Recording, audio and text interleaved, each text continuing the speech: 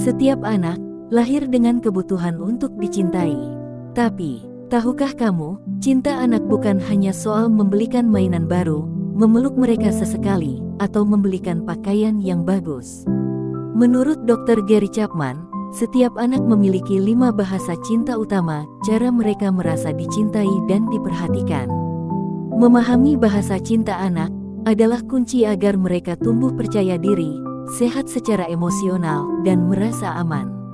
Maka, hari ini, aku akan membahas 5 bahasa cinta anak, dan dampak yang bisa terjadi kalau kebutuhan cinta ini tidak terpenuhi. Percayalah, poin keempat sering bikin orang tua kaget, karena tanpa sadar, bisa membuat anak merasa terabaikan. Jadi, selamat menyimak sampai akhir. Bahasa cinta pertama, kata-kata afirmasi. Anak merasa dicintai lewat pujian, ucapan penyemangat, atau pengakuan atas usaha mereka. Riset menunjukkan, penguatan positif secara verbal, meningkatkan harga diri, dan kemampuan sosial anak. Contohnya, saat anak menggambar kita bisa bilang, "Wah, gambar orangnya bagus sekali, Nak." atau, "Bunda bangga banget sama kerja keras kamu." kalau anak jarang mendapat afirmasi positif, dampaknya bisa serius. Mereka cenderung meniru kata kasar dari lingkungan, sering mengkritik, menghina, bahkan membuli secara verbal.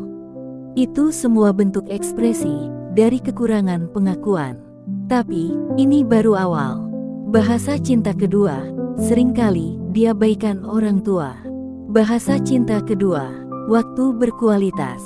Anak butuh orang tua yang fokus penuh pada mereka, meski hanya 15-30 menit sehari, tanpa gangguan.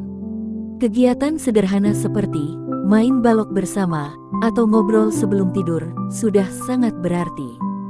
Jika kebutuhan ini tidak terpenuhi, anak akan mencari perhatian, dengan cara yang salah, seperti membuat ulah, berteriak, atau berperilaku mengganggu, demi mendapatkan atensi orang tua. Poin ketiga, juga sering dianggap remeh, tapi efeknya cukup besar.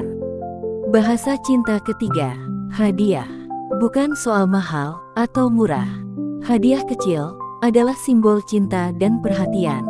Contohnya, dengan memberikan makanan favorit atau benda kecil yang ia sukai. Psikologi menunjukkan, simbol perhatian membuat anak merasa diakui dan dicintai. Kalau kebutuhan ini tidak terpenuhi, anak bisa tumbuh sulit menghargai pemberian orang lain, bahkan merasa dirinya tidak dicintai. Poin keempat, seringkali dilupakan, padahal dampaknya sangat terasa. Bahasa cinta keempat, pelayanan. Anak merasa dicintai ketika orang tua mau hadir membantu secara nyata, seperti menyiapkan perlengkapan sekolah atau menemani mengerjakan PR. Dampaknya luar biasa, anak akan belajar tanggung jawab dan empati. Tapi, kalau bahasa cinta ini jarang terpenuhi, anak bisa merasa tidak dihargai, tidak aman, bahkan meragukan cinta orang tuanya sendiri. Yang terakhir, sering membuat orang tua geleng-geleng kepala.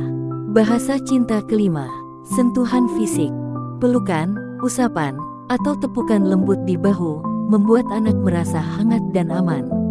Karena kontak fisik melepaskan hormon oksitosin, yaitu hormon kebahagiaan. Contohnya, memeluk anak sepulang sekolah, menepuk pundaknya saat ia berhasil, atau menggenggam tangannya ketika berjalan. Jika kebutuhan ini diabaikan, anak bisa melampiaskannya dengan memukul, mencubit, atau menggigit sebagai ekspresi frustrasi karena kurang sentuhan penuh kasih. Jadi, itu dia 5 bahasa cinta anak. Kata-kata afirmasi, waktu berkualitas, hadiah, pelayanan, dan sentuhan fisik. Kalau kebutuhan ini terpenuhi, anak tumbuh penuh cinta dan percaya diri. Kalau tidak, perilaku negatif bisa muncul, suka memukul, cari perhatian dengan ulah, atau merasa tidak dihargai. Menurutmu, bahasa cinta mana yang paling sering orang tua abaikan? Tulis di kolom komentar, ya. Dan jangan lupa, tonton juga video-video lainnya untuk tambahan insight kamu. Semoga ini bermanfaat. Klik subscribe biar kita bisa tetap terhubung di cerita-cerita selanjutnya.